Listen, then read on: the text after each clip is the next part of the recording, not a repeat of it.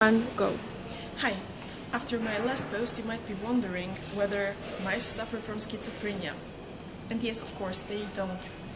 So, how can I actually study schizophrenia in mice? The thing is, we can use a couple of simple behavioral tests to see if the mice have schizophrenic traits. One of these tests is called an open field test. And to check if the mice behave schizophrenically, we can give the mouse a drug called MK801. And the common feature of schizophrenic patients and schizophrenic mice is that after this drug, they start to behave hyperactively. So we actually only measure how much the mouse behaves, and by comparing it to the control group, we know whether it's schizophrenic or not. There are also many other simple tests, and I will tell you about them in my next post. Thank you.